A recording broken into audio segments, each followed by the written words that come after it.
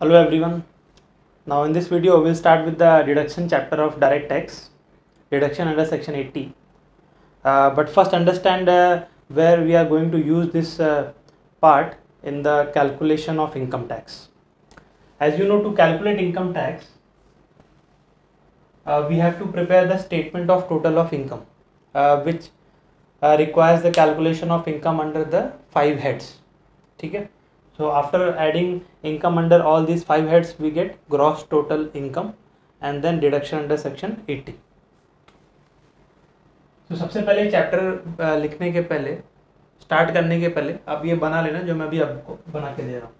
सबसे पहले मुझे क्या लिखना है? Income from salary, income from house property, income from business, capital gain, income from other sources, then you get gross total income minus gross total income के बाद फिर माइनस करेंगे डिडक्शन.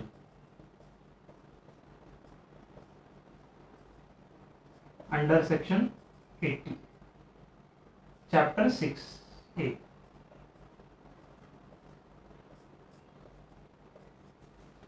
ठीक है. फिर हमको मिलेगा NTI, नेट टोटल इनकम.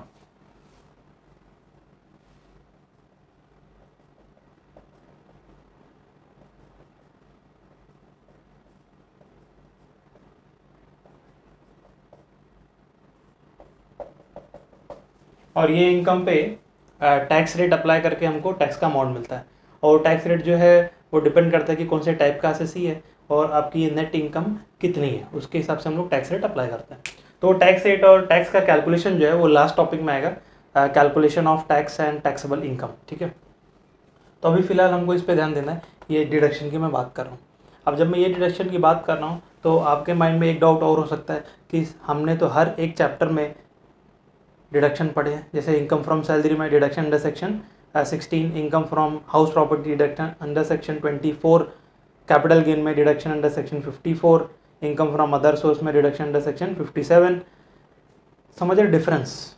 तो कुछ डिडक्शन है जो इंटरनली मिलते हैं and they are only applicable for that particular head. अगर मैं बात करूँ डिडक्शन अंडर सेक्शन 16 की, सो डिडक्शन अंडर सेक्शन 16 सिर्फ और सिर्फ किसके लिए? जो लोग वही टाइप के एसएससी जो लोग सैलरीड है, एम्प्लॉयड है, बाकी कोई वो डिडक्शन क्लेम नहीं कर सकता. ठीक. फिर सेक्शन 54 का डिडक्शन जो कैपिटल गेन में मिलता है, तो वो डिडक्शन वही क्लेम कर सकता है जिसको कैपिटल गेन हो, कोई और क्लेम नहीं कर सकता. देन सेक्शन 24 का डिडक्शन हाउस प्रॉपर्टी वाला, वो कौन क्लेम करेगा? जिसकी इनकम हाउस प्रॉपर्टी में होगी और कोई नहीं. ठीक है. तो वो सारे जो डिडक्शन हमने 5 हेड्स में पढ़े हैं इंडिविजुअली अंडर ईच हेड, तो वो स्पेसिफिक डिडक्शन है जो वही हेड के लिए एप्लीकेबल है. But now we are talking about deduction under section 80, तो इसको आप बोल सकते हो ये जनरल डिडक्शन है. तो ये डिडक्शन जो है ये कोई भी ले सकता है. ठीक है. हर टाइप का एसएससी ये डिडक्शन क्लेम कर सकता है. सेक्शन 80 वाला, उसकी इनकम ये 5 हेड्स में से कोई भी हेड में हो, वो सेक्शन 80 का डिडक्शन क्लेम कर सकता है. ठीक है. तो ये जो सेक्शन 80 वाला डिडक्शन अभी हम लोग पढ़ने जा रहे हैं, ये कैसा है? जनरल डिडक्शन है. इसको कोई भी ले सकता है, उसकी इनकम कोई भी हेड में आती हो, उससे कुछ फ़र्क नहीं पड़ता है. ठीक है. सो सेक्शन 80 में बहुत सारे डिडक्शन दिए हैं. Section chapter 6A, chapter 6A के अंदर ये आता है सेक्शन 80. अभी सेक्शन 80 में 80C से 80U तक एक डिडक्शन की कैटेगरी है एंड देन 80IA वाले डिडक्शन स्टार्ट होते हैं. पर उसमें अभी काफ़ी सारे अमेंडमेंट हुए हैं. सब डिडक्शन ऑलमोस्ट 80I वाले निकल गए, खाली एक ही बचा हुआ है. ठीक है. तो उसके बारे में बाद में डिस्कस करूँगा. फिलहाल हम लोग को मेनली फोकस करना है deduction under section 80C to 80U. ठीक है. तो 80C से स्टार्ट होता है डिडक्शन और 80U तक आपको डिडक्शन मिलेगा. अब डिडक्शन मिलता क्यों है, ये मैंने आपको पहले भी इंडिविजुअल चैप्टर्स में बताया हुआ है कि डिडक्शन क्यों मिलता है. क्योंकि हमारे एक्सपेंस होते हैं, इन्वेस्टमेंट होते हैं, उसके लिए हमको डिडक्शन मिलता है. तो एकदम स्टार्टिंग में मैंने आपको बोला था कि एक रूल आप थ्रू आउट टैक्स याद रखना. पूरे टैक्स में आपको क्या मिलेगी? या तो इनकम और बेनिफिट्स, या फिर एक्सपेंसेस और इन्वेस्टमेंट। ठीक है, तो इनकम अगर मिलेगी तो क्या लर्न करना है कि वो इनकम टैक्सेबल है या टैक्स उस पर नहीं लगेगा, मतलब एग्जेम्प्ट है। और अगर एक्सपेंस या डिडक्शन दिख गया तो आपको क्या लर्न करना है कि वो एक्सपेंस का डिडक्शन आपको मिलेगा या वो इन्वेस्टमेंट या एक्सपेंस का डिडक्शन आपको नहीं मिलेगा। ठीक, तो यही रूल आपको याद रखना है थ्रू आउट पूरा। तो अभी हम लोग कौन सा चैप्टर करने वाले हैं? डिडक्शन। तो डिडक्शन मतलब यहाँ पे आता है, मतलब यहाँ पे डिडक्शन में आपको हर जगह नॉर्मली कोई ना कोई इन्वेस्टमेंट या एक्सपेंस दिखेगा जिसके लिए गवर्नमेंट आपको डिडक्शन दे रही है। ठीक है, क्योंकि मनी जो है वो सर्कुलेट होनी चाहिए ना पूरे मार्केट में, एक जगह पे नहीं होनी चाहिए। इसके लिए गवर्नमेंट डिडक्शन देती है कि आपके पास जो पैसा है वो दूसरे कहीं जगह पे आप इन्वेस्ट करो, सो दैट दूसरे लोग उसका यूज़ कर सकें, फिर उनके हेल्प से और दूसरे लोग यूज़ करेंगे, तो ऐसा सर्कल होता है। सो मनी का जब सर्कुलेशन होगा इकोनॉमी में तो ही इकोनॉमी स्ट्रांग होगी और सभी के पास पैसा आएगा। ठीक है, तो मनी का सर्कुलेशन हो, कौन कौन से सेक्टर्स में ज़्यादा मनी की रिक्वायरमेंट है और जो कि पब्लिक के लिए बेनिफिशियल भी है, तो ऐसे इन्वेस्टमेंट के लिए गवर्नमेंट सेक्शन 80 में आपको डिडक्शन देता है। तो ये पर्पज़ है डिडक्शन देने का। तो ये वही पुराना रूल मैंने आपको फिर से बता दिया। तो अभी आपको क्या मिलने वाला है, या एक्सपेंस मिलेगा या कोई इन्वेस्टमेंट मिलेगा। ठीक है, नॉर्मली कुछ ऐसे भी सेक्शन है जहाँ पे इनकम से आपको डिडक्शन मिलेगा, तो मैं स्पेसिफिकली बता दूंगा, बट नॉर्मल डिडक्शन आपको एक्सपेंस या इन्वेस्टमेंट के लिए मिलता है। तो विल स्टार्ट विद सेक्शन 80। तो ये चैप्टर का नाम लिखना और सबसे पहले आप इसको ड्रॉ कर देना, और ये डिडक्शन वाला पार्ट जो है इसको रेड पेन से लिख देना, क्योंकि हम लोग ये चैप्टर कर रहे हैं। ठीक है, अब इसमें एक और चीज़ याद रखना आप कि डिडक्शन का जो अमाउंट है वो कभी भी जीटीआई के अमाउंट से ज़्यादा नहीं हो सकता। सीधी सी बात है, मतलब जीटीआई सपोज आपका आया 5 लाख और आपने इन्वेस्टमेंट ज़्यादा कर दिया, आपका डिडक्शन का अमाउंट आ गया 6 लाख। ठीक है, तो 6 लाख डिडक्शन है पर जीटीआई तो खाली 5 लाख है, तो आपका डिडक्शन कितना होगा? जितना जीटीआई का अमाउंट है। जीटीआई के अमाउंट से ज़्यादा डिडक्शन आपको नहीं मिलेगा। ठीक है, मतलब यहाँ पे एनटीआई जो है वो कभी भी नेगेटिव नहीं होती है, एनटीआई या तो ज़ीरो होगी या पॉजिटिव होगी, कॉमन सेंस। तो डिडक्शन का अमाउंट कभी भी जीटीआई से ज़्यादा नहीं हो सकता है। आपने अगर ज़्यादा इन्वेस्टमेंट कर दिया है तो आप जानो, बट आपका जीटीआई जितना है मैक्सिमम उतना ही डिडक्शन यहाँ पूरा सब मिला के 80 के अंदर मिलेगा। तो भी डिडक्शन स्टार्ट करने के लिए ये चार्ट बना लेना आप। उसके बाद नीचे आपको नोट्स मैंने दिया है ऑलरेडी, पेज नंबर 118 पे है डिडक्शन अंडर चैप्टर 6 से। उसमें फर्स्ट पॉइंट लिखा है डिडक्शन अंडर चैप्टर 6 से is restricted to gross total income and deduction can not be carried forward. तो जो मैंने आपको अभी बताया कि जितना ग्रॉस टोटल इनकम है उससे ज़्यादा डिडक्शन नहीं हो सकता, और एनटीआई कभी भी पॉजिटिव ही होगा। तो आपने कोई ईयर में अगर इन्वेस्टमेंट ज़्यादा कर दिया तो आप बोलोगे कि चलो इस साल मेरी जीटीआई कम है, जैसे मैं एग्जांपल आपको बोला कि जीटीआई 5 लाख है और आपने इन्वेस्टमेंट ज़्यादा कर दिया तो रिडक्शन का अमाउंट आ रहा है 6 लाख, तो आप बोलोगे 1 लाख मैं कैरी फॉरवर्ड कर दूं डिडक्शन का और अगले साल ऐड कर दूं, तो वो नहीं चलेगा। डिडक्शन आप कैरी फॉरवर्ड नहीं कर सकते। आपने ज़्यादा इन्वेस्टमेंट किया इस साल तो वो इसी साल में टैक्स के लिए ख़त्म हो जाएगा, टैक्स बेनिफिट उसका आप कैरी फॉरवर्ड नहीं कर सकते।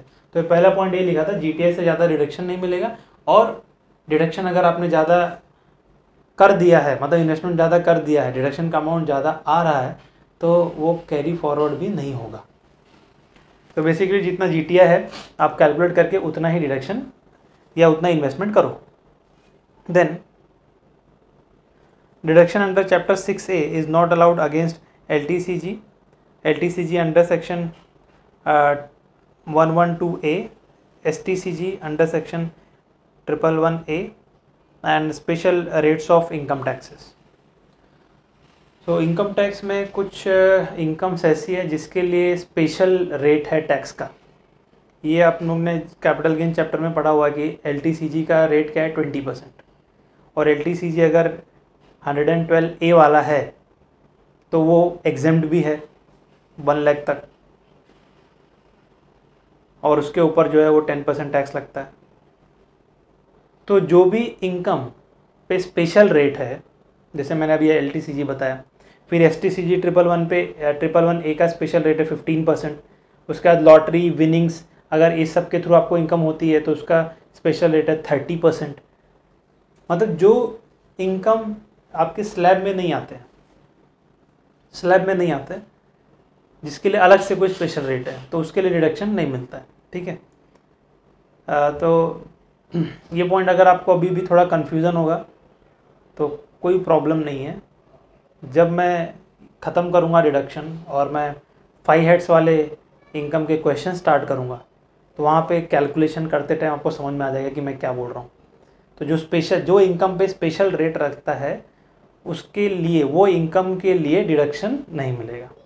ठीक है, बाकी जो बैलेंस इनकम बचेगी उसी इनकम पे डिडक्शन मिलेगा, मतलब वहीं पे आप सेक्शन 80 के डिडक्शन माइनस कर सकते हो। इन शॉर्ट, जैसे मेरी इनकम, एक छोटा सा एग्जांपल बताता हूँ। जैसे मेरी GTI 5 lakhs है, वही एग्जांपल पकड़ता हूँ। GTI मेरी 5 lakhs है और उस 5 lakhs GTI में मेरा 1 lakh long term capital gain है, under the head capital gain. ठीक, तो 5 लाख में से मुझे 1 लाख को अलग करना पड़ेगा, बचा कितना, 4 लाख। तो 4 lakh is eligible for deduction under section 80। ठीक, तो जो भी, क्योंकि लॉन्ग टर्म गेन पे 20% टैक्स रेट है ना, वो जो कि फिक्स है, स्पेशल रेट है, तो जो भी स्पेशल रेट वाली इनकम से उनको अलग करना पड़ेगा। फिर जो बैलेंस इनकम बचेगी उसी के लिए आपको रिडक्शन मिलेगा। जब क्वेश्चन सॉल्व करेंगे तो और क्लियर हो जाएगा। खैर, फर्स्ट डिडक्शन है सेक्शन 80C का, नाम ही क्या है, 80C। सी मतलब याद रखना, कॉमन लोगों के लिए ही है। ठीक है, कॉमन पीपल, तो ऐसा याद रखना, सी मतलब कॉमन लोगों के लिए। तो ये 80C में जो भी डिडक्शन दिए हैं, मतलब आपको और कोई हेड के अंदर अगर डिडक्शन नहीं मालूम है तो खाली 80C भी पढ़ लोगे ना, तो आपको समझो कि 70-80% प्रैक्टिकल जो डिडक्शंस है वो 80C में दिए हुए। तो 80C सबसे बड़ा सेक्शन है डिडक्शन का, जिसके अंदर सारे के सारे कॉमन डिडक्शन दिए हुए जो डे टू डे लाइफ में हम लोग इन्वेस्टमेंट करते हैं, LIC पॉलिसी लेते हैं, मेडिक्लेम पॉलिसी लेते हैं तो वो सब के लिए, हाउसिंग लोन लेते हैं, तो वो सब के लिए डिडक्शन आपको 80C में मिल जाएगा। तो आपको अगर पढ़ने में प्रॉब्लम है एज ए कॉमन मैन जो टैक्स नहीं पढ़ रहा है, जिसको अपना इनकम बचाना है, तो खाली वो 80C भी पढ़ लेगा ना, मोर देन इनफ है। तो 80C में डिडक्शन किसके लिए है, इन्वेस्टमेंट के लिए, जो कि कॉमन लॉजिक है सारे डिडक्शन के लिए। डिडक्शन आपको क्यों मिलता है, इन्वेस्टमेंट या एक्सपेंसेस के लिए। तो आप ये जगह पे इन्वेस्ट करोगे जो कि सेक्शन 80C में मेंशन किया है, तो आपको डिडक्शन 80C में मिलेगा। And this deduction is applicable only for individual and HUF। ये ऊपर ही पहले सबसे पहले लिख दिया, individual and HUF। Then maximum deduction का अमाउंट यहाँ पे कितना है, 1,50,000 in respect of the following payments, in respect of following payment. तो फॉलोइंग पेमेंट कौन कौन सी है, उसका मैं आपको एक शॉर्टकट भी बता देता हूँ।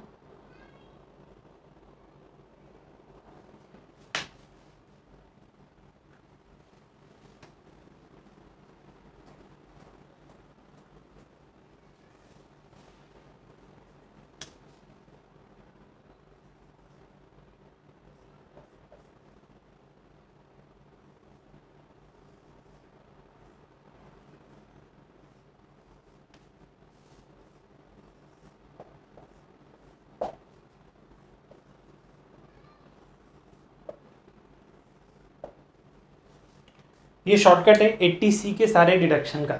इसको एकदम बड़े बड़े लेटर्स में रेड पेन से एटलीस्ट 3 लाइन्स में लिखना। 80C मतलब एक ही लाइन में खत्म, लम्प NTRSC। अभी सी एक्चुअली नया आया है तो ये भी सी हो गया, नहीं तो पहले लम्प NTRSC था, तो अभी है लम्प NTRSC। ठीक है, और मैक्सिमम डिडक्शन 80C में कितना मिलता है, मैक्सिमम ये सबका मिला के 1,50,000। तो याद रखना, मतलब यहाँ से लेके L से लेके C तक आपने जहाँ पे भी इन्वेस्टमेंट किया है, ये सब पूरा लम्प NTRSC मिला के आपको 80C का डिडक्शन मैक्सिमम कितना मिलेगा, 1,50,000। ठीक है, ये सेक्शन है। तो बस इतना ही आपको एग्जाम डे के दिन याद रखना, 80C मैक्सिमम 1,50,000 और डिडक्शन कितने सारे मिलेंगे, कहाँ कहाँ पे इन्वेस्ट करने पे मिलेंगे, लम्प NTRSC। अब इसका फुल फॉर्म याद करना ईजी है, अभी आप अपने नोट्स में देख सकते हो। L फॉर पहला है लाइफ इंश्योरेंस कॉर्पोरेशन, जो कि सबसे कॉमन इन्वेस्टमेंट है। हर पर्सन ऑलमोस्ट इंडिया का LIC में पॉलिसी उसने लिया ही होगा।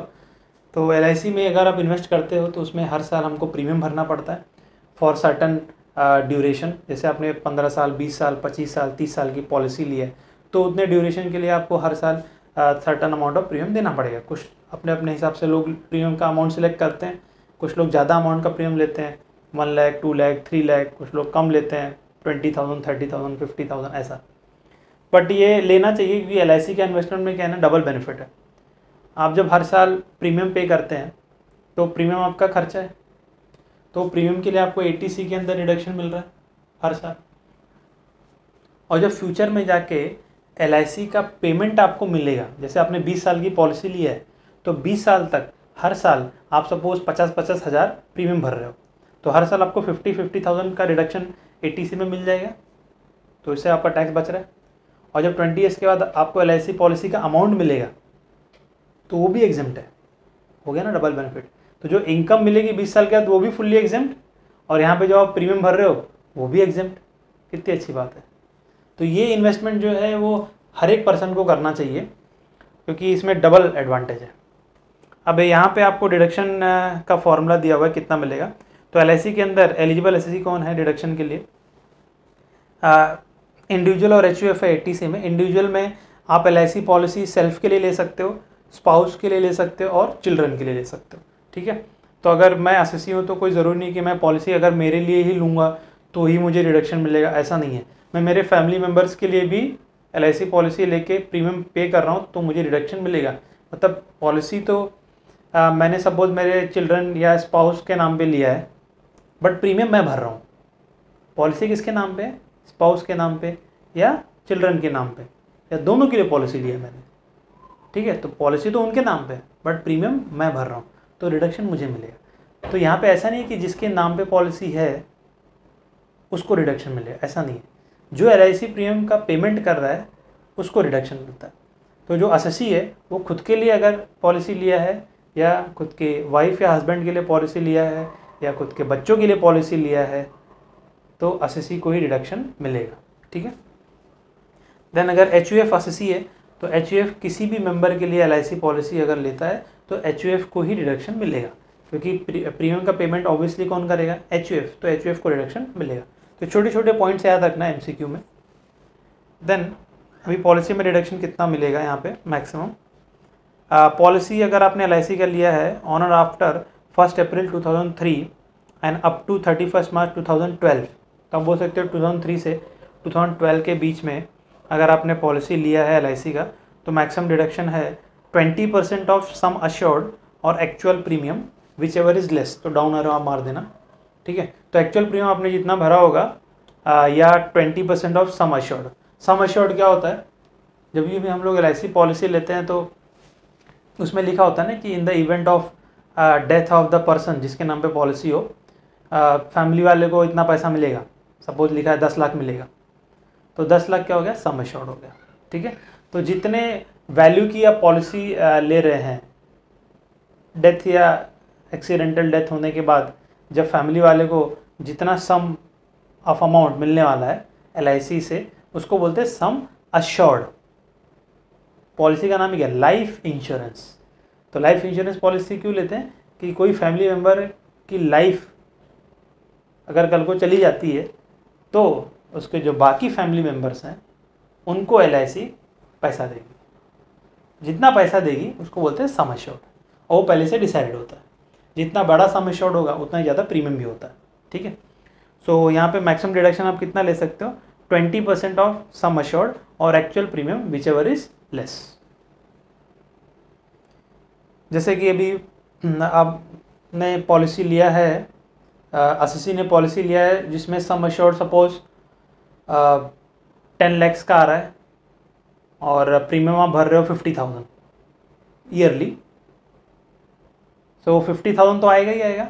उसको किससे कंपेयर करेंगे, 20% of sum assured. Sum assured मैंने बोला है 10 लाख, तो 20% उसका कितना हो जाएगा, 2 लाख। सो 2 लाख और 50,000 विच एवर इज लेस 50,000, तो इतना रिडक्शन SSC को इस साल मिलेगा। अगर उसने पॉलिसी 2012 के पहले लिया है तो, ठीक। अब पॉलिसी सेकेंड नंबर में क्या लिखा है, ऑन और आफ्टर 1 अप्रैल 2012। 2012 के बाद अगर पॉलिसी लिया है तो उसको कितना रिडक्शन मिलेगा, हाफ हो जाएगा, ऐसा याद रखना।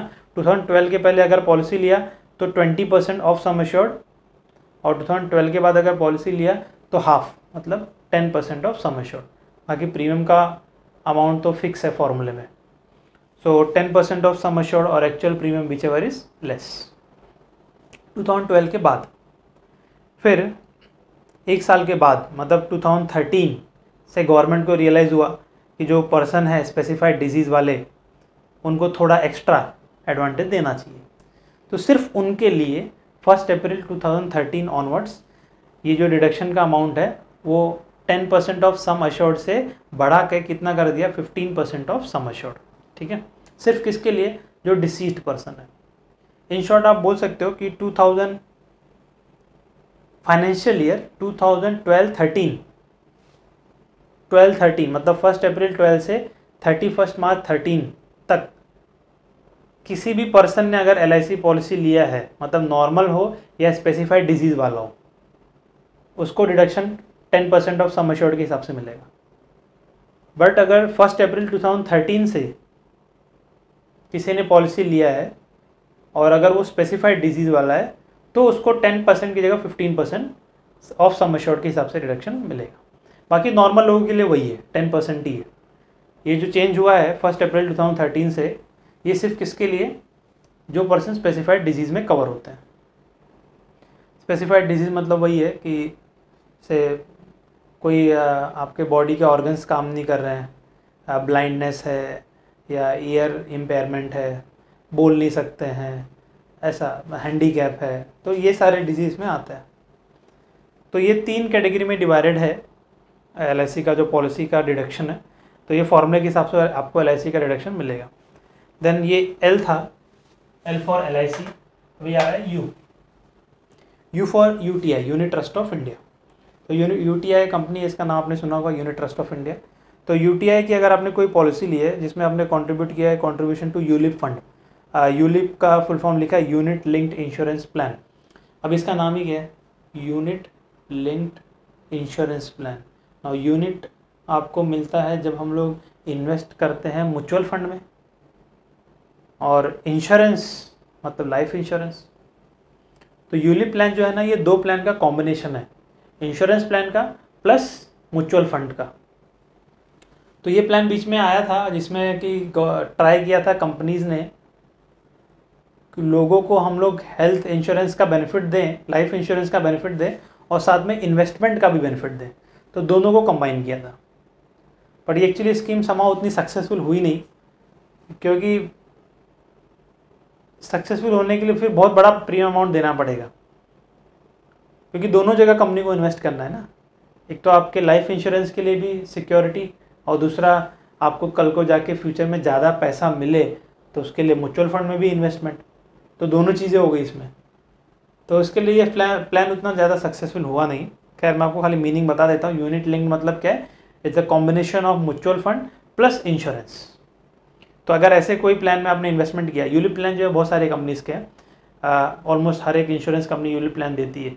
तो अगर ऐसा कोई प्लान में आपने इन्वेस्टमेंट किया है तो उसके इन्वेस्टमेंट के लिए भी, उसके लिए भी आपने जो प्रीमियम भर रहे हो तो उसके लिए भी आपको रिडक्शन 80C में मिलेगा, जितना प्रीमियम भर रहे हैं उतने अमाउंट का। ठीक है, बट सब्जेक्ट तो याद रखना, पहले लिख दिए, पूरा 80C में सब मिला के कितना होना चाहिए, 1,50,000। तो जितना भी प्रीमियम भरोगे यूलिप प्लान के अंदर, वो प्रीमियम का रिडक्शन। और दूसरा, अगर आपने UTI का पेंशन स्कीम लिया है, पेंशन स्कीम आपको पता है कि क्या होता है। अभी जब तक आप जॉब कर रहे हैं तब तक आप थोड़ा थोड़ा प्रीमियम हर साल पे करते रहो, और after once you attain the age of 55 years और 60 ईयर, जैसा आप सिलेक्शन करते हो, उसके बाद आपको ये पेंशन मिलना पर्टिकुलर कंपनी से स्टार्ट हो जाएगा। क्योंकि अभी गवर्नमेंट ने पेंशन स्कीम बंद कर दिया, गवर्नमेंट से पेंशन अभी नए एम्प्लॉयज़ को नहीं मिल रहा है। तो ये पेंशन स्कीम के थ्रू आप अपना फ्यूचर रिटायरमेंट, आफ्टर रिटायरमेंट जो है वो सिक्योर कर सकते हैं। तो पेंशन स्कीम में भी आप जो भी प्रीमियम भर रहे हो उसके लिए आपको रिडक्शन 80C में मिलेगा। देन UTI का है in equity linked saving scheme, investment in ELSS, equity linked, equity मतलब इक्विटी शेयर्स। तो UTI में जब आप इन्वेस्टमेंट करते हैं तो उसमें ऑप्शन देता है कि आपका जो प्रीमियम है वो आपको कहाँ इन्वेस्ट करना है, फुल इक्विटी शेयर में करना है या पार्टली इक्विटी शेयर में करना है, पार्टली प्रेफरेंस शेयर में करना है, पार्टली बॉन्ड्स में करना है, डिवेंचर में करना है, या फिर FD में करना है, ऐसा। तो ऐसा कॉम्बिनेशन होता है। तो अगर आपने कोई ऑप्शन सिलेक्ट किया है जहाँ पे आपका जो प्रीमियम है उसमें से मैक्सिमम अमाउंट, मतलब मैं बोलूँ मोर देन 65%, प्रीमियम का अमाउंट अगर इक्विटी शेयर में इन्वेस्ट हो रहा है, सिर्फ इक्विटी शेयर्स में, तो फिर वो जो प्लान आप लेते हो वो प्लान अपने आप बन जाता है इक्विटी लिंक सेविंग स्कीम। ठीक है, तो equity link saving scheme means आपने जो यूटीआई का प्लान लिया है उसके अंदर आपका जो मैक्सिमम अमाउंट है मोर देन 65% वो इक्विटी शेयर में यूटीआई कंपनी इन्वेस्ट करेगी आपके लिए, तो वो प्लान को बोलते हैं इक्विटी लिंक सेविंग स्कीम। तो इस प्लान में इन्वेस्टमेंट करने के लिए भी आपको 80C में रिडक्शन मिलेगा। ठीक है, देन यू हो गया। यू के बाद नेक्स्ट क्या है, एम। तो एम फॉर है म्यूचुअल फंड, जो कि बहुत ही फेमस है। आपने कितनी ऐड अभी टीवी पे सुना होगा म्यूचुअल फंड की एड्स। म्यूचुअल फंड सही है, तो अभी तो मार्केट डाउन हो गया पूरा, खैर वेट करना चाहिए, वापस से ऊपर भी आएगा। सो म्यूचुअल फंड क्या होता है शॉर्ट में बता देता हूँ, आपको पता भी होगा। म्यूचुअल फंड मीन्स जैसे अगर सपोज मैंने म्यूचुअल फंड कंपनी स्टार्ट किया है, तो मैं आपसे पैसा लूँगा और मेरे नॉलेज के हिसाब से मैं आपका पैसा इन्वेस्ट करूँगा मार्केट में, और फिर वहाँ से जो मुझे रिटर्न आएगा वो थोड़ा एज अ मेरा कमीशन या फीस मेरे पास रखूँगा और बाकी मैं आपको डिस्ट्रीब्यूट कर दूँगा। ये होता है म्यूचुअल फंड। ठीक है, क्योंकि जो पब्लिक है उसके पास तो नॉलेज नहीं है कि शेयर मार्केट कैसे काम करता है, कौन सा शेयर में इन्वेस्ट करना चाहिए, कहाँ पे नहीं करना चाहिए। तो नॉर्मल पब्लिक तो अपने अपने जॉब में अपने अपनी लाइफ में बिजी होती है ना, उसके पास इतना टाइम नहीं है कि इतना रिसर्च करे। तो जो म्यूचुअल फंड होता है उसके पास स्पेशलिस्ट होते हैं, इन्वेस्टमेंट बैंकर्स। तो उनका काम ही यही है कि इन्वेस्टमेंट अपॉर्चुनिटीज़ या जहाँ पे अच्छी हो उसको ढूंढना। तो उन लोग का यही काम होता है कि पैसे ले और अच्छी जगह पे इन्वेस्ट करें और रिटर्न कमा के आपको दें। तो दे आर प्रोफेशनल्स, तो आप अपना पैसा उनको दे सकते हो क्योंकि आपके पास टाइम नहीं है उतना रिसर्च करने के लिए। ठीक है, तो और रिस्क ज़्यादा नहीं लेना है तो आप म्यूचुअल फंड में पैसा दे सकते हैं। तो म्यूचुअल फंड में भी आप जो पैसा दोगे उसके लिए भी डिडक्शन ये सेक्शन के अंदर मिलेगा। अब म्यूचुअल फंड की अगर आप पेंशन स्कीम में भी इन्वेस्ट करते हैं तो उसमें भी पैसा, उसमें भी आपको रिडक्शन मिलेगा। और म्यूचुअल फंड की सेम ELSS स्कीम में भी आप इन्वेस्टमेंट करते हैं तो भी आपको रिडक्शन मिलेगा। सेम UTI वाला, सेम दोनों स्कीम है, pension scheme and ELSS scheme. Then ये था म्यूचुअल फंड। म्यूचुअल फंड के बाद है पी में 3 पार्ट है। सो P1 is for pension, sorry public deposit आप बोल सकते हो, सॉरी पोस्ट ऑफिस डिपॉजिट है P1, post office time deposit account.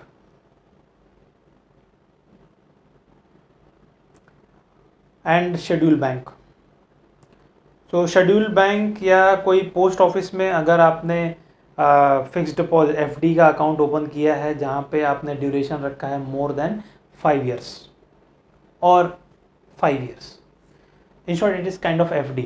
But ये FD का अकाउंट आप कहाँ ओपन कर रहे हो, शेड्यूल बैंक में या तो पोस्ट ऑफिस में। तो ऐसे FD में जहाँ पे आपने एटलीस्ट 5 years का लॉक इन पीरियड सिलेक्ट किया हुआ है, तो ऐसे FD के लिए भी आपको यहाँ पे रिडक्शन मिलेगा। तो FD मतलब क्या हो, तो वन टाइम इन्वेस्टमेंट होता है। तो अगर मैं इस साल मैंने 1 लाख का FD ओपन किया पोस्ट ऑफिस में फॉर 5 years, तो मुझे इस साल 1 लाख का रिडक्शन 80C के अंदर मिल जाएगा। ठीक है, सब्जेक्ट टू सब मिला के 150 के ऊपर नहीं होना चाहिए। सो FD का इन्वेस्टमेंट क्योंकि एक ही साल होता है ना, तो इस साल मुझे मिल जाएगा। अब जो ऊपर हमने पढ़े LIC वगैरह के इन्वेस्टमेंट तो हर साल होता है, तो वहाँ पे रिडक्शन आपको हर साल मिलता है। सिंपल सी बात है, आप जो ईयर में पेमेंट करेंगे उस ईयर में रिडक्शन मिलेगा, सिंपल लॉजिक। तो FD तो एक ही बार इन्वेस्ट करते हैं। अब अगली बार नेक्स्ट ईयर आपने वापस से एक नई FD ओपन कर दी 50,000 की, तो नेक्स्ट ईयर भी रिडक्शन ले लो, सीधी सी बात है। पर इसमें कंडीशन ये है कि FD का जो ड्यूरेशन है वो कितना होना चाहिए, मिनिमम 5 years का। देन P2 है SPF and RPF, statutory provident fund and recognised provident fund, जो इनकम फ्रॉम सैलरी चैप्टर में। तो स्टैट्यूटरी प्रोविडेंट फंड और RPF में एम्प्लॉई का कंट्रीब्यूशन के लिए इसमें रिडक्शन मिलेगा। हम लोगों ने इनकम फ्रॉम सैलरी में पढ़ा था ना कि एम्प्लॉई कंट्रीब्यूशन इज इग्नोर, जो एम्प्लॉई की सैलरी से पैसा कटता है और SPF और RPF में जाता है, और UPF भी है। तो UPF के लिए डिडक्शन यहाँ पे नहीं है, it must be either SPF और RPF। तो SPF और RPF फंड अगर एम्प्लॉयर ने आपका बनाया है, दोनों में से कोई भी एक फंड, और उसमें जो एम्प्लॉई आपका खुद का सैलरी से पैसा डिडक्ट होके जा रहा है, तो वो आपके सैलरी का जो इन्वेस्टमेंट है जो SPF में जाएगा या RPF में जाएगा, उसके लिए आप 80C में रिडक्शन ले सकते हो।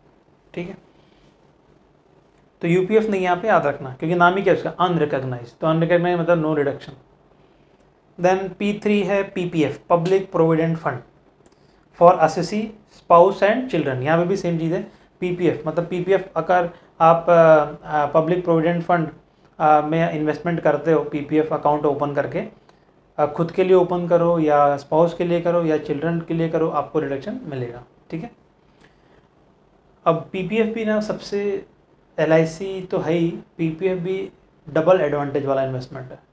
तो इसलिए मैं सबको बोलता हूँ कि कुछ अगर आप एलआईसी की पॉलिसी भी चलो नहीं ले रहे हो तो आप पीपीएफ में तो इन्वेस्टमेंट करना चाहिए, क्योंकि यहाँ पे जो इन्वेस्टमेंट है ना वो मिनिमम 500 से स्टार्ट होता है। पूरे साल में आपको खाली 500 भरना है मिनिमम, तो इतना तो कोई भी भर सकता है, हर महीने भर सकते हैं हम लोग।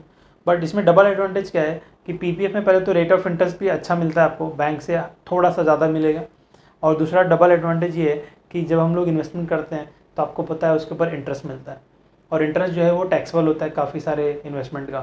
तो ये पीपीएफ का जो इंटरेस्ट है ना ये एग्जेम्प्ट है, तो यहाँ पे भी जो आपको इनकम मिल रही है पीपीएफ के थ्रू एक्स्ट्रा इंटरेस्ट, वो एग्जेम्प्ट है।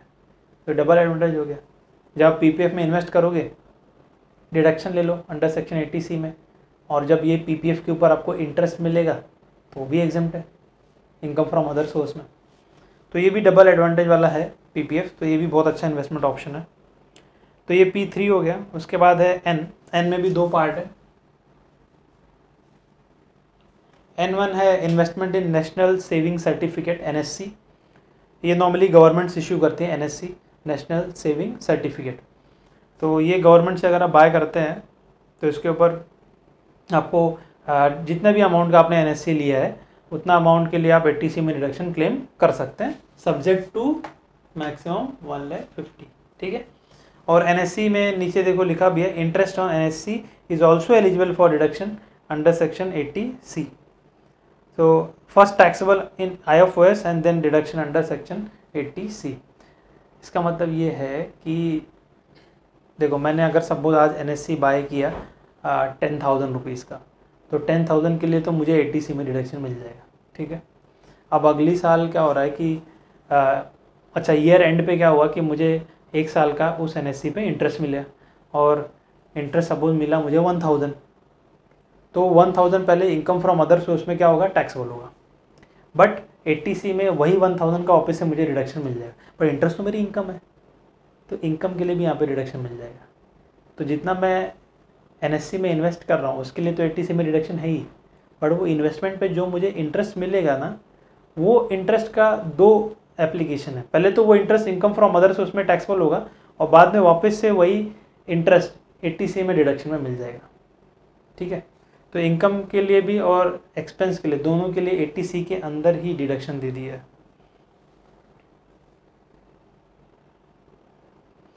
देन N2 है NABARD, investment in notified bonds of NABARD. तो अगर आप नाबार्ड का बॉन्ड लेते हो, नाबार्ड मतलब क्या है, national bank for agriculture and rural development, तो NA इज़ फॉर नेशनल। तो ये एग्रीकल्चरल के फार्मर्स के लिए बैंक है बेसिकली। तो अगर उसका आप बॉन्ड खरीदते हो तो जितने भी अमाउंट का बॉन्ड लेगे उसके लिए रिडक्शन आपको 80C में मिलेगा। देन T है ट्यूशन फीस, आप लोग के लिए tuition fees for maximum 2 children for full time education in India. तो कोई भी आपने फुल टाइम एजुकेशन कोर्स के लिए फ़ीस भरा है, ट्यूशन फीस, तो उसके लिए आपको रिडक्शन यहाँ पे मिलेगा। बट कंडीशन ये है कि 2 ही बच्चों के लिए, ये बेसिकली पेरेंट्स के लिए है, समझा कि नहीं आपको। क्या लिखा हुआ है, tuition fees of maximum 2 children, मतलब अगर कोई पर्सन, कोई स्टूडेंट है 25 to 30 ईयर्स की एज में, जिसकी शादी नहीं हुई है या हो भी गई है, तो खुद ही अर्न कर रहा है और खुद ही ट्यूशन का पैसा भर रहा है, तो बोलेगा मैं रिडक्शन ले लूँ, तो उसको रिडक्शन नहीं मिलेगा। ये रिडक्शन किसके लिए, बच्चों के लिए।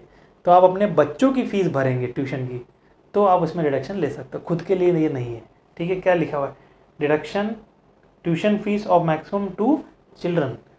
तो ये डिडक्शन पेरेंट के लिए जिनके बच्चे हैं। तो पेरेंट अगर अपने बच्चों की ट्यूशन फीस भर रहा है, कोई अगर वो फुल टाइम कोर्स कर रहे हैं, तो मैक्सिमम 2 बच्चों की जितनी भी ट्यूशन फीस होगी, जिसमें कॉलेज स्कूल फीस सब कुछ आ जाता है, ठीक है, तो उतनी फ़ीस यहाँ पे रिडक्शन के लिए अलाउड है। तो ये रिडक्शन पेरेंट्स के लिए, खुद के लिए नहीं है। देन R में भी 2 पार्ट है, तो ये टी था, टी के बाद R1 है repayment of housing loan taken from banks और फाइनेंशियल इंस्टीट्यूशन फॉर परचेज और construction of house, only principal amount, याद रखना इसको अंडरलाइन कर दो, ओनली प्रिंसिपल अमाउंट, क्योंकि जब भी हम लोग हाउसिंग लोन लेते हैं तो उसमें जो इंटरेस्ट पे करते हैं, EMI में दोनों चीज़ होती है ना, principal and interest. So interest का रिडक्शन तो आपको income from house property chapter में मिल जाता है अंडर सेक्शन 24, 2 लाख तक का रिडक्शन हाउसिंग रेसिडेंशियल प्रॉपर्टी के लिए, और कमर्शियल है तो अनलिमिटेड है।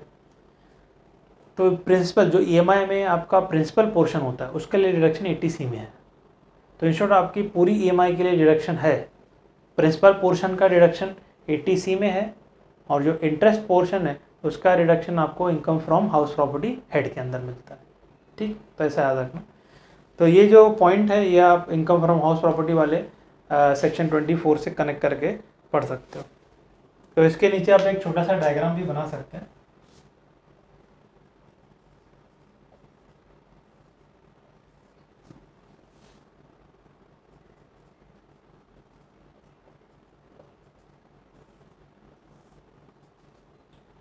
तो बैंक और फाइनेंशियल इंस्टीट्यूशन से एसएससी ने क्या लिया, लोन, होम लोन। तो एसएससी को क्या देना पड़ेगा, EMI। ठीक है, अब EMI में दो पोर्शन होता है, एक प्रिंसिपल और एक इंटरेस्ट।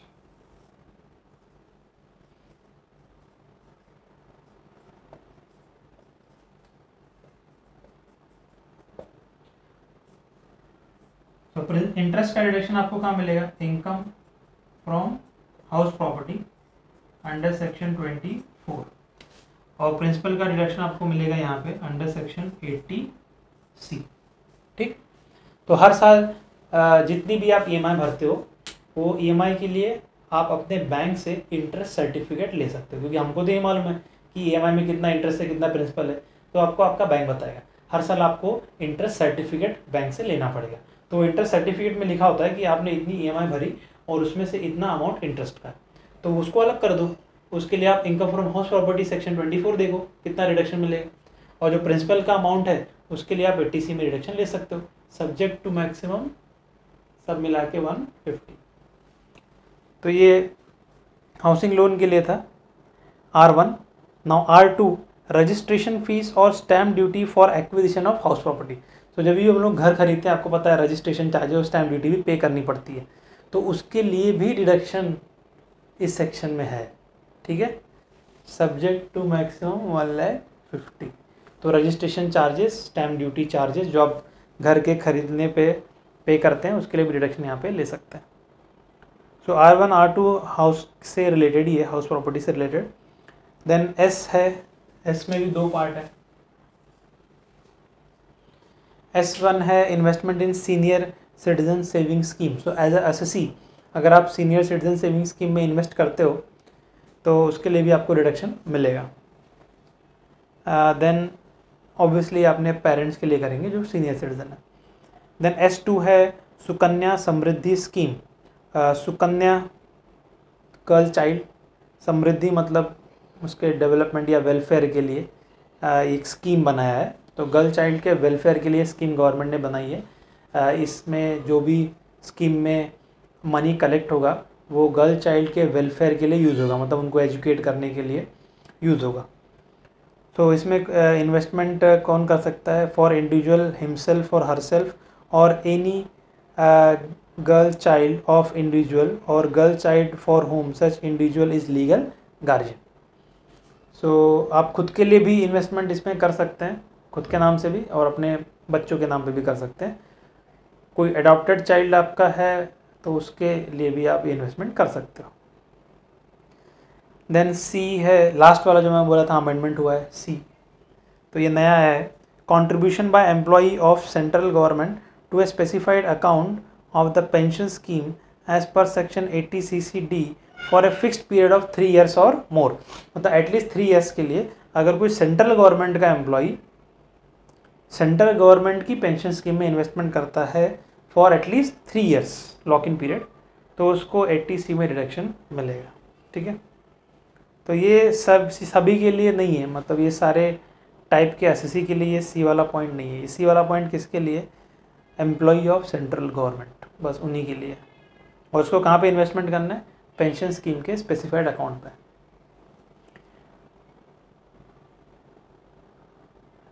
तो इतने सारे इन्वेस्टमेंट है जिसके लिए आपको 80C के अंदर डिडक्शन मिलेगा, लम्प NTRSC। तो इतना याद रखना कि 80C में मैक्सिमम डिडक्शन कितना है? 1,50,000, और इतने सारे जगह पे आप इन्वेस्टमेंट करेंगे तो आपको डिडक्शन मिलेगा, लम्प NTRSC।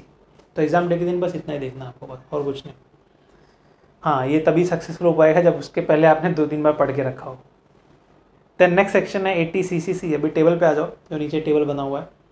सो 80C, सी के बाद है CCC, nature of deduction, contribution to pension scheme, LIC और other insurance company. Pension scheme तो हमने 80C में भी पढ़ा था, बट वो पेंशन स्कीम जो था वो किसका था? UTI का और म्यूचुअल फंड का था। अब 80CCC में जो पेंशन स्कीम है, ये पेंशन स्कीम है LIC कंपनी की या कोई और अदर कंपनीज की, means other than UTI and mutual fund. अगर आप कोई और कंपनी का पेंशन स्कीम लेते हो then you are eligible for deduction under section 80CCC। Simple. यहाँ पे भी आपको मैक्सिमम डिडक्शन कितना मिलेगा? 1,50,000। अदर पॉइंट्स, इनकम और annuity received from pension scheme in future shall be taxable. तो फ्यूचर में जो आपको अमाउंट मिलेगा पेंशन का, वो टैक्सेबल होगा। अब इसमें इंपॉर्टेंट ये है कि ये 80CCC में एलिजिबल एसएससी जो है ना, वो सिर्फ इंडिविजुअल है, और 80C में एलिजिबल एसएससी इंडिविजुअल और HUF दोनों थे। तो ये भी एक डिफरेंस है, याद रखना। देन नेक्स्ट है 80CCD। अब CCD तो आपको बहुत अच्छे से पता है CCD क्या होता है, तो वो वाला CCD नहीं है ये।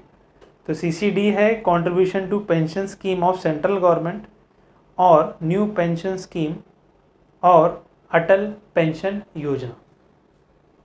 तीनों में से कोई भी पेंशन स्कीम में अगर आप इन्वेस्ट करते हो, ये तीनों ही पेंशन स्कीम सेंट्रल गवर्नमेंट की है, तीनों में से कोई भी पेंशन स्कीम में अगर आप इन्वेस्टमेंट करते हो एज एन इंडिविजुअल, मतलब ये भी HUF के लिए नहीं है, तो आपको यहाँ पे भी रिडक्शन मिलेगा। कितना मिलेगा वो लास्ट कॉलम में दिया है। सैलरीड पर्सन है तो 10% ऑफ बेसिक सैलरी और dearness allowance compare to employee's contribution whichever is less. और कोई अदर इंडिविजुअल है, मतलब अदर देन सैलरीड पर्सन, तो उसको रिडक्शन मिलेगा 20% of his gross total income and actual contribution to such pension scheme whichever is less. ठीक है, तो इतना रिडक्शन मिलेगा अदर देन सैलरीड वालों। ये अभी एक्चुअली नया पॉइंट है, ये अमेंडमेंट हुआ है लास्ट ईयर ही। जो अदर इंडिविजुअल वाला पॉइंट है ना 20%, इसको स्टार मार्क कर देना, ये नया अमेंडमेंट किया है इसके अंदर। तो 80CCD में आपको इतना रिडक्शन मिलेगा। तो 80C पढ़ लिया, 80CCC पढ़ लिया, 80CCD पढ़ लिया। CCC और CCD दोनों एक्चुअली पेंशन वाले ही है। CCC में क्या था? Pension of other companies other than UTI and mutual fund. And CCD में क्या था? Pension scheme of central government. अब वो ओल्ड पेंशन स्कीम हो, न्यू पेंशन स्कीम हो, या अटल पेंशन योजना हो जो कि अटल बिहारी वाजपेयी जी के नाम पे बनी है, तो तीनों में से कोई भी पेंशन योजना हो, आप इसमें इन्वेस्टमेंट करेंगे तो 80CCD में डिडक्शन मिलेगा। फिर उसके बाद नया सेक्शन ऐड किया 80CCD 1B एक्स्ट्रा, और इस सेक्शन की वजह से आपका रिडक्शन 50,000 से बढ़ जाएगा। सेम है दबो, मतलब 80CCD 1B में भी इन्वेस्टमेंट आपको कहाँ करना है? वही सेंट्रल गवर्नमेंट की पेंशन स्कीम में। और एलिजिबल एससी भी सेम है, इंडिविजुअल।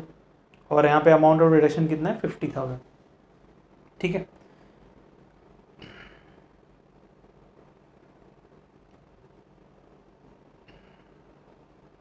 तो 50,000 आपको एक्स्ट्रा डिडक्शन यहाँ पे मिलेगा। एक्चुअली आगे ये पॉइंट लिखा हुआ है पर मैं आपको अभी बता देता हूँ, शायद आपको पता भी होगा कि सेक्शन 80C में हमने लिखा है कि 1,50,000 मैक्सिमम डिडक्शन मिलेगा। सेक्शन 80CC में भी लिखा हुआ है, CCC में भी लिखा हुआ है कि मैक्सिमम 150 मिलेगा। तो ऐसे हिसाब से आप समझोगे कि 3 लाख मिल जाएगा दोनों सेक्शन का मिला के। फिर 80CCD का मिला के और डिडक्शन मिल रहा है, करेक्ट? पर ऐसा नहीं है। नीचे देखो सेक्शन 80CCE में लिखा हुआ है कि सेक्शन 80C, सेक्शन 80CCC और सेक्शन 80CCD ये तीनों का मिला के 1,50,000 ही डिडक्शन मिलेगा। और गवर्नमेंट ने आपको चॉइस दिया है कि वो 1,50,000 का डिडक्शन आपको 80C में लेना है कि 80CCC में लेना है कि 80CCD में लेना है, वो आपकी चॉइस। पर तीनों सेक्शन मिला के भी 1,50,000 का ही डिडक्शन मिलेगा। ठीक, उसके ऊपर 50,000 एक्स्ट्रा आपको डिडक्शन मिलेगा 80CCD1B में। तो 80CCD1B एक्स्ट्रा है, याद रखना। ठीक है, तो 1B क्या है? एक्स्ट्रा। तो अभी सब मिला के हो गया 2 लाख का deduction. 1.5 lakh 80C CCC CCD का और 50,000 80CCD1B का। तो ये सब मिला के हो गया 2 लाख का डिडक्शन। देन 80CCD2 आया है, ये भी नया है। यहाँ पे आपको कहाँ इन्वेस्ट करना है? Employer's contribution to NPS national pension scheme for benefit of employee. तो अगर कोई एम्प्लॉयर अपने एम्प्लॉय के लिए नेशनल पेंशन स्कीम लेता है और उसमें इन्वेस्ट करता है, तो एम्प्लॉई को यहाँ पे डिडक्शन मिलेगा। एम्प्लॉयर्स कॉन्ट्रीब्यूशन और 10% ऑफ बेसिक सैलरी और DA whichever is less, जहाँ पे 14% of such contribution is made by the central government. मतलब ऐसा है कि पूरा का पूरा कॉन्ट्रीब्यूशन जो है ना प्रीमियम का, वो एम्प्लॉयर को नहीं करना पड़ता है। जैसे अगर 100 रुपीज़ अगर कॉन्ट्रीब्यूट करना है तो उसमें से 14 रुपीज़ सेंट्रल गवर्नमेंट देगी और बाकी का एम्प्लॉयर देगा। ठीक है, तो ये वो स्कीम है जो एम्प्लॉयर एम्प्लॉय के लिए लेना है, पर इसमें सेंट्रल गवर्नमेंट भी थोड़ा कंट्रीब्यूट करती है। कितना? 14% तक। तो एम्प्लॉयर्स का कंट्रीब्यूशन और 10% ऑफ एम्प्लॉई की बेसिक सैलरी और DA whichever is less, इतना रिडक्शन मिलेगा। नोट 1 कंडीशन सही है। Employer's contribution is first taxable under the head income from salary and then deduction under section 80CCD2। देखो, इसमें सबसे पहले तो कंफ्यूजिंग पार्ट ये है कि जो खर्चा है वो एम्प्लॉयर कर रहा है। किसके लिए कर रहा है? एम्प्लॉई के लिए कर रहा है, पर डिडक्शन जो है वो एम्प्लॉई को मिलेगा। ये स्कीम जो है NPS, इसमें इन्वेस्टमेंट कौन कर रहा है? एम्प्लॉयर, बराबर ना। पर डिडक्शन किसको मिलेगा? एम्प्लॉई के लिए, याद रखना। ठीक है, अब डिडक्शन का अमाउंट कितना है वो तो मैंने बता दिया। और इसमें मतलब ये एम्प्लॉई के लिए बेनिफिट है। तो ये यहाँ पे जो डिडक्शन मिल रहा है एम्प्लॉय को, वो इनकम से मिल रहा है, आप ऐसा बोल सकते हो, या बेनिफिट के ऊपर डिडक्शन मिल रहा है। क्योंकि यहाँ पे इन्वेस्टमेंट एम्प्लॉय तो कर नहीं रहा है, एम्प्लॉयर कर रहा है। तो एम्प्लॉयर अगर एम्प्लॉय के लिए, मतलब मैं अगर सपोज़ कोई कंपनी में जॉब करता हूँ रिलायंस में, और अगर रिलायंस मेरे लिए NPS स्कीम ले रही है, तो मेरे लिए तो बेनिफिट हुआ ना, खर्चा तो रिलायंस का हुआ। तो जो ये मेरे लिए बेनिफिट है, इसके 2 इफेक्ट हैं। पहले तो मेरे लिए बेनिफिट है, और ये बेनिफिट मुझे मेरे एम्प्लॉयर ने दिया है। तो इनकम फ्रॉम सैलरी के अंदर ये टैक्सेबल है जो लिखा हुआ है। तो इनकम फ्रॉम सैलरी स्टेटमेंट में ऐड करूँगा मैं पहले, और उसके बाद यहाँ नीचे GTI के नीचे सेक्शन 80CCD2 में माइनस करूँगा। ठीक, ऐड कितना करूँगा इनकम फ्रॉम सैलरी में? जितना अमाउंट मुझे वहाँ से मिला है एम्प्लॉयर से, वो वहाँ पे ट्रीटमेंट में आपको समझेगा जब सैलरी चैप्टर जब हम लोगों ने किया था। तो जितना अमाउंट वहाँ पे इन्वेस्टमेंट करेगा एम्प्लॉयर आपके लिए, उतना अमाउंट वहाँ पे टैक्सेबल हो जाएगा। यहाँ पे डिडक्शन कितना मिलेगा उसके लिए फॉर्मूला दिया हुआ है। ठीक है, तो ये बात है कि ये यहाँ पे आपको एम्प्लॉय को डिडक्शन मिल रहा है बेनिफिट की वजह से, क्योंकि एम्प्लॉय का तो कोई खर्चा है ही नहीं ना यहाँ पे, बट डिडक्शन एम्प्लॉय को मिल रहा है। तो ऐसे डिडक्शन आते हैं जहाँ पे आपको बेनिफिट या इनकम का डिडक्शन मिलता है। नॉर्मली डिडक्शन किसके लिए होता है? एक्सपेंस या इन्वेस्टमेंट के लिए। बट अभी आगे ऐसे और भी सेक्शन आएंगे जहाँ पे आपको इनकम या बेनिफिट से डिडक्शन मिलेगा। ठीक है, तो ये इसको आप एक्सेप्शन या ऊपर ही लिख देना, इनकम डिडक्शन या बेनिफिट डिडक्शन। तो ऐसे सेक्शंस हैं काफ़ी जहाँ पे इनकम से या बेनिफिट से डिडक्शन मिलता है। तो सेकेंड पॉइंट लिखा है नोट 2 में, as per section 10(12)A any payment received by assessee on closure of his account is exempt to the extent of 60% of total amount receivable at the time of closure. However, in the case of employee or non-employee, any amount received from NPS by the nominee illegal heir on death of assessee is fully exempt. मतलब ये scheme से अगर employee कल को पैसा निकाल लेता है तो जितना भी पैसा वो निकालेगा वो ज़िंदा है हाँ, और पैसा निकाल रहा है तो 60% तक एग्जम्प्ट होगा। पर अगर उसकी डेथ हो जाती है और उसके फैमिली वालों को पैसा मिलता है तो वो फुल्ली एग्जम्प्ट हो जाएगा।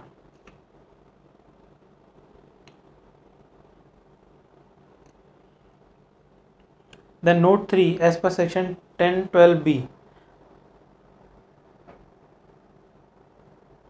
अच्छा, वो एनपीएस जो nominee illegal heir on death नहीं है, नॉमिनी लीगल है, वो इलीगल नहीं है, उसको लीगल कर देना। Then note 3 any payment from NPS trust to an employee on partial withdrawal made out of his account shall be exempt up to 25% of contributions made by him.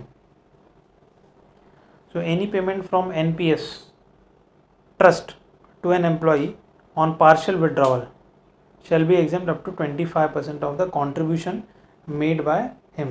So एक NPS trust भी है, national pension scheme trust. तो अगर वो trust में आप अलग से भी इन्वेस्टमेंट कर रहे हैं और फ्यूचर में आपने वहाँ से पैसा विड्रॉ किया तो जितना भी पैसा आप विड्रॉ करोगे उसमें से 25% एग्जम्प्ट हो जाएगा और बैलेंस टैक्सेबल हो जाएगा। तो जो नोट 2 और नोट 3 था वो एक्चुअली टैक्सेबल वाला पार्ट है। डिडक्शन वाला पार्ट तो अपना डिडक्शन वाले पार्ट के लिए लास्ट वाला नोट आप नहीं भी देखोगे तो आपको चल जाएगा। जो लास्ट वाला जो कॉलम है नोट 1, नोट 2, नोट 3 वो एक्चुअली टैक्सेबल के लिए है कि कब कब ये बेनिफिट टैक्सेबल होगा, कितना टैक्सेबल होगा, क्योंकि मैंने बोला ये बेनिफिट है। तो लास्ट वाला कॉलम में क्या बता रहा है कि ये बेनिफिट कब कब टैक्सेबल होगा, कितना कितना टैक्सेबल होगा, कौन सी सिचुएशन में। डिडक्शन कितना मिलेगा वो तो सेकंड लास्ट कॉलम में ख़त्म हो गया और उस किसको मिलेगा, ठीक है। तो ये वाला सेक्शन को एकदम स्टार मार्क कर देना। यहाँ पे डिडक्शन आपको बेनिफिट के लिए मिल रहा है और किसको मिलेगा, जो एम्प्लॉई है उसी को मिलेगा।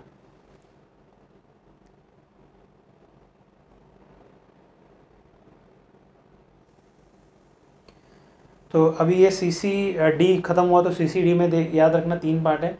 नॉर्मल 80 CCD है, फिर 80 CCD 1B जहाँ पे एक्स्ट्रा डिडक्शन मिलेगा, और ये 80 CCD 2 यहाँ पे भी आपको एक्स्ट्रा डिडक्शन मिलेगा। तो जो 1,50,000 वाला कॉम्बिनेशन है वो खाली 3 सेक्शन को ही कंबाइन किया है, 80C, CCC, CCD, बस तीनों को मिला के 150। CCD 1B में एक्स्ट्रा 50,000, CCD 2 में एक्स्ट्रा अमाउंट जो भी फॉर्मूले के हिसाब से आपको आएगा उतना आपको एक्स्ट्रा डिडक्शन मिलेगा, ठीक है। तो अभी 80 CCE है, 80 CCE में कुछ डिडक्शन नहीं है, बस वो कंडीशन बता रहा है जो मैंने आपको बताई कि वो 3 सेक्शन जो पहले 3 है वो मिला के भी आपको 150 ही मिलेगा। तो अभी आओ 80D पे, वेरी इंपॉर्टेंट सेक्शन 80D, इसको भी एकदम अच्छे से स्टार मार्क कर देना। इसमें भी बहुत सारे अमेंडमेंट हुए हैं, तो ये पूरा शीट ही ना काफ़ी अमेंडमेंट से भरा हुआ है डिडक्शन वाला, और ये एक एक अमेंडमेंट बहुत ध्यान से देख के मैंने पूरा किया हुआ है, एकदम लेटेस्ट है, कुछ भी इसमें बचा नहीं है। A to Z full amended sheet है, जो भी आपके एग्ज़ाम में के लिए एप्लीकेबल है सब कुछ इसमें इंक्लूड किया हुआ है, तो आपको बिल्कुल भी और कुछ कहीं से भी पढ़ने की ज़रूरत नहीं है 80D के लिए। सो 80D में है payment of mediclaim insurance premium individual and HUF। ये मेडिक्लेम इंश्योरेंस प्रीमियम है जिसको हम लोग बेसिकली बोलते हैं टर्म प्लान। सो मेडिक्लेम इंश्योरेंस प्लान क्या होता है कि आप कोई कंपनी में इन्वेस्टमेंट करते हैं, हर साल थोड़ा थोड़ा अमाउंट आपको भरना है, सपोज 10-10 हज़ार, और वहाँ पे आपको सम एश्योर्ड मिल जाता है 10 लाख का। मतलब अगर आपको मेडिक्लेम पॉलिसी बेसिकली याद रखना, ये डेथ वाली पॉलिसी नहीं है, LIC वाली जो डेथ वाली होती है, मतलब वहाँ पे पैसा कब मिलता है LIC से, जब पर्सन की डेथ होती है जिसके नाम पे पॉलिसी है। मेडिक्लेम पॉलिसी में क्या होता है, ये हॉस्पिटल वाली पॉलिसी है, मतलब आप हॉस्पिटलाइज होंगे तो आपका हॉस्पिटल का खर्चा ये मेडिक्लेम पॉलिसी उठाएगी। इन शॉर्ट ऐसा याद रखना, ठीक है। तो आप कभी बीमार पड़ते हो, एक्सीडेंट होता है, आप हॉस्पिटलाइज होते हो, तो जो भी हॉस्पिटल के खर्चे हैं वो आपका ये पॉलिसी में निकल जाएगा। तो इसलिए ये पॉलिसी लेनी भी बहुत ज़रूरी है, क्योंकि हमको नहीं मालूम कि हम कब बीमार पड़ जाएँ। तो एक थोड़ा एटलीस्ट 5 लाख तक का कवर जिसमें मिले, ऐसी मेडिक्लेम पॉलिसी लेके रखनी चाहिए। अब इसमें डिसएडवांटेज क्या है ये पॉलिसी में, कि आप जितना प्रीमियम भरेंगे उसके लिए डिडक्शन तो मिलेगा, बट अगर आप कभी सपोज हॉस्पिटलाइज ही नहीं हुए, आपने पूरी लाइफ बहुत अच्छे से एक्सरसाइज किया, योगा किया, अच्छा डाइट रखा, खुद को मेंटेन रखा, कभी हॉस्पिटलाइज होने की ज़रूरत ही नहीं पड़ी, तो आपने जितना प्रीमियम भरा है ना पूरा लॉस है, वो आपको वापस नहीं मिलने वाला है, ठीक है। तो ये एक डिसएडवांटेज है, इसलिए लोग ये पॉलिसी से थोड़ा बचते हैं, क्योंकि इसमें से कुछ पैसा रिटर्न नहीं आने वाला है। LIC वगैरह में क्या होता है कि आपकी डेथ नहीं हुई तो जितना भी पैसा एक्यूमुलेट हुआ है इंटरेस्ट के साथ वो आपको मिल जाता है, तो वो एक इन्वेस्टमेंट के तरीके से भी काम करता है। बट मेडिक्लेम इंश्योरेंस पॉलिसी में ऐसा नहीं है। यहाँ पे आप जितना भी प्रीमियम भरोगे ना वो गया, उसके लिए टैक्स में डिडक्शन मिलेगा पर वो प्रीमियम वापस नहीं आने वाला है। उसका एडवांटेज आप तभी ले सकते हो जब हॉस्पिटलाइज होंगे, ठीक। तो ये ड्रॉबैक को एक्चुअली कम करने के लिए ना गवर्नमेंट ने एक और इसमें कंडीशन ऐड किया कि अब आपको मेडिक्लेम पॉलिसी का बेनिफिट लेने के लिए हॉस्पिटलाइज होने की ज़रूरत नहीं है। आप जो रूटीन चेकअप के लिए जाते हैं, अपना पूरा बॉडी का ब्लड टेस्ट ये सब चेकअप के लिए जाते हैं, तो वहाँ पे आराम से 4-5 हज़ार तो लग जाता है पूरी बॉडी के चेकअप के लिए। तो वो चेकअप के लिए भी आप यहाँ से पैसा ले सकते हो, ठीक है। तो ये एक लोगों को अच्छा एडवांटेज मिल जाएगा कि आपको हॉस्पिटल में एडमिट होने की ज़रूरत नहीं है, उसके बाद भी आप चेकअप के लिए जाएंगे तो भी आपको ये पॉलिसी फ़ायदा करके देगी। इसका यूज़ आप कर सकते हो और इससे ये होगा कि लोग रूटीन चेकअप के लिए जाएंगे भी, क्योंकि बहुत ज़रूरी है। तो रूटीन चेकअप करना बॉडी का बहुत ज़रूरी है, क्योंकि हमारी डे टू डे लाइफ में सब इनकम के पीछे इतना पड़े हैं कि हेल्थ की किसी को पड़ी नहीं है। तो कोई ना कोई स्टेज आता है ऐसा जब हम लोग को रियलाइज़ नहीं होता है कि बॉडी कितनी डिग्रेड हो चुकी है। तो इसलिए रेगुलर चेकअप ज़रूरी है अगर आप डेली एक्सरसाइज, योगा या अच्छा डाइट नहीं कर रहे हैं तो 80D स्टार्ट करता हूँ। तो 80D में है payment of mediclaim insurance premium. तो आपने ऐसी कोई पॉलिसी लिया है और उसका प्रीमियम जो आप भरेंगे वो प्रीमियम के लिए डिडक्शन 80D में मिलेगा। किसको मिलेगा? इंडिविजुअल, HUF दोनों हैं यहाँ पे, ठीक है। अभी अमेंडमेंट वाला कॉलम बाद में पढ़ता हूँ, सबसे पहले लास्ट वाले कॉलम पे आते हैं, डिडक्शन कितना मिलेगा। तो लास्ट वाले कॉलम में लिखा हुआ है mediclaim insurance premium should be paid. तो उसके नीचे एक डायग्राम बनाना है।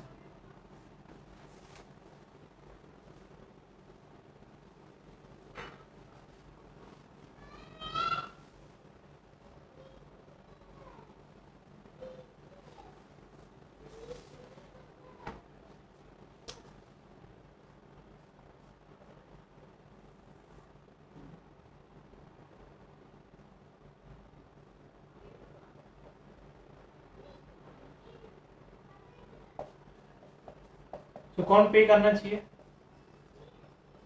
प्रीमियम? जिसको डिडक्शन चाहिए तो paid by SSC, paid for, मतलब ये मेडिक्लेम इंश्योरेंस पॉलिसी आप किसके किसके लिए ले सकते हो। तो एसएससी किसके लिए ले सकता है? खुद के लिए ले सकता है, स्पाउस के लिए ले सकता है, चिल्ड्रन के लिए ले सकता है एंड पेरेंट्स के लिए, ठीक है। तो इसमें से किसी के लिए भी वो पॉलिसी लेगा डिडक्शन एसएससी को मिल जाएगा। खुद के लिए ले या स्पाउस के नाम पे पॉलिसी ले या चिल्ड्रन के नाम पे पॉलिसी ले या पेरेंट के नाम पे ले, ठीक है। अब यहाँ पे ना पेरेंट को ज़्यादा इंपॉर्टेंस दिया है, तो आप इसको दो ग्रुप बना सकते हो, ये ग्रुप 1 और ये ग्रुप 2, क्योंकि ये सारे लोग एक ग्रुप में आते हैं। तो इन सब के लिए अगर पॉलिसी आपने लिया है तो इनका जो प्रीमियम भर रहे हो उसके लिए डिडक्शन आपको मिलेगा। और पेरेंट के लिए भी अगर लिया है तो पेरेंट के लिए आपको और एक्स्ट्रा डिडक्शन मिलेगा, समझी मेरी बात। तो इन सारे लोगों के लिए तो एक डिडक्शन मिलेगा, एक डिडक्शन कॉमन, और पेरेंट के लिए अगर ये पॉलिसी लिया है तो और एक्स्ट्रा डिडक्शन आपको मिलेगा, ठीक है। इसलिए यहाँ पे मैंने बोला कि दो ग्रुप हो गए। तो इतने सारे लोगों के लिए पॉलिसी ले सकते हैं। अभी पॉलिसी का पेमेंट करना कैसे चाहिए? पेड बाय, फॉर और थ्रू। Paid through check.